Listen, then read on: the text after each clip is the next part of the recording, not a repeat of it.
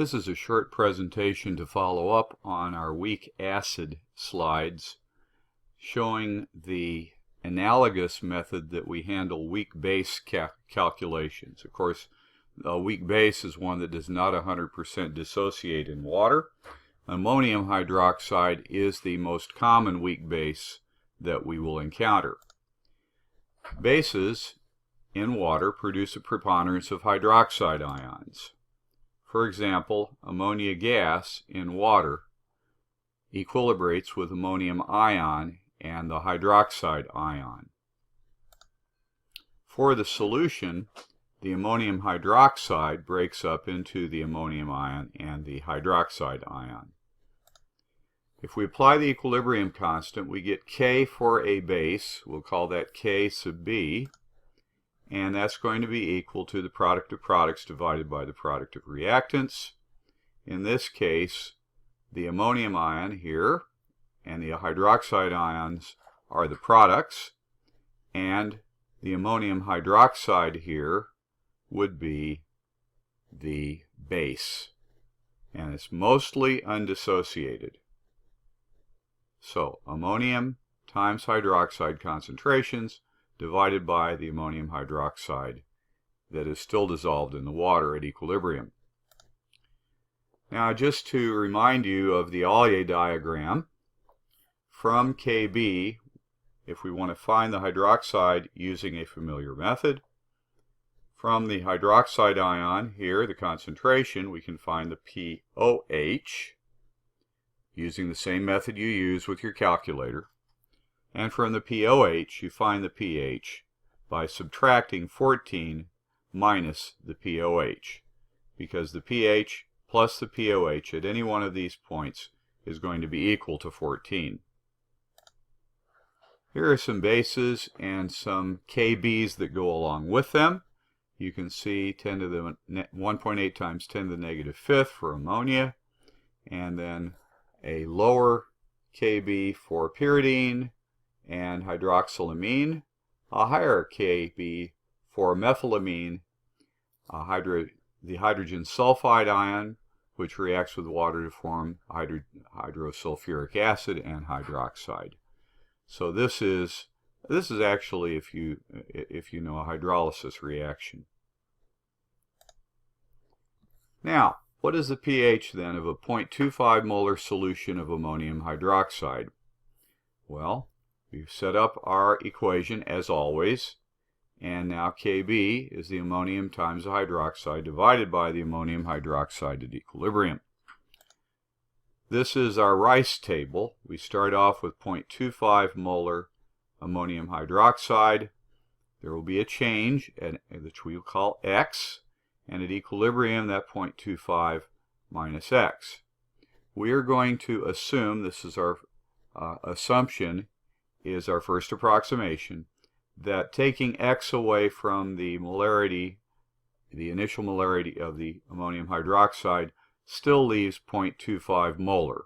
We know that's not strictly true, but if this is very small compared to that, then it's close enough. The ammonium then will add X, and at equilibrium it will be X, and the hydroxide, of course, is going to have the same molarity as the ammonium, since the ammonium hydroxide is the only source of these two ions.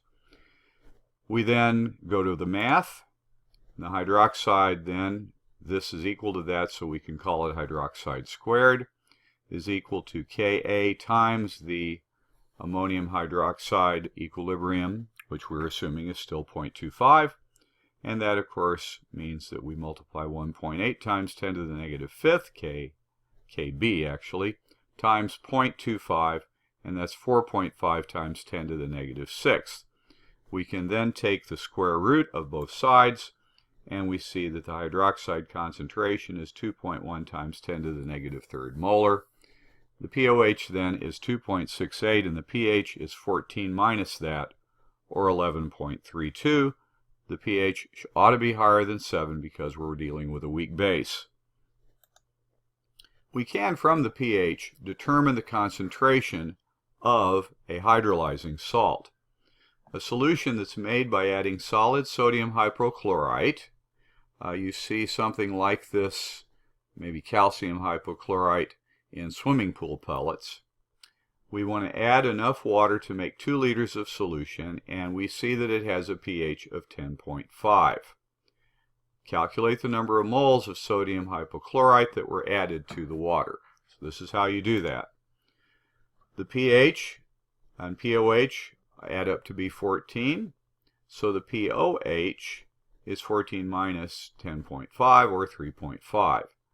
That makes the hydroxide concentration 3.16 times 10 to the negative 4th molar. Now we set up our equation. The hypochlorite is hydrolyzing, reacting with water, to form the acid equivalent and the hydroxide ion. The Kb for this is 3.33 times 10 to the negative 7th. That's something that we give you. We now do the Rice table, and we can see that the change here is negative 3.16 times 10 to the negative 4th. We get that from here. The water, of course, we do not work with a concentration of water. For the HClO, we're adding 3.16 times 10 to the negative 4th, and it's the same for the hydroxide ion. Now, we're looking here at an equilibrium concentration of X. We don't know what X is. That's what we're solving for.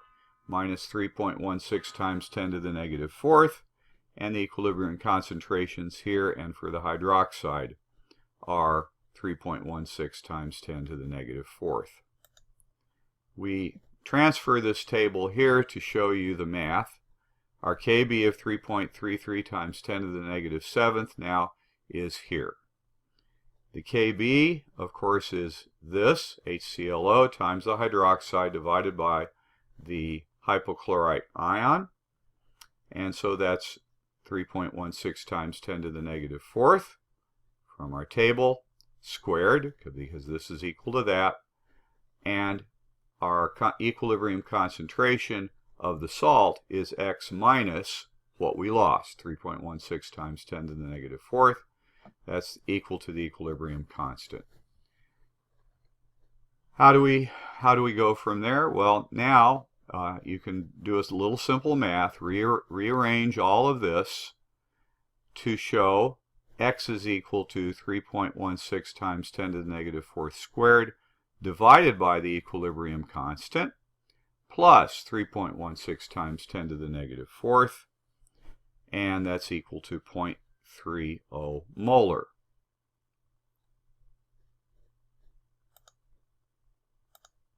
If X is 0.30 molar, that's the original concentration of the hypochlorite, and molarity is moles per liter.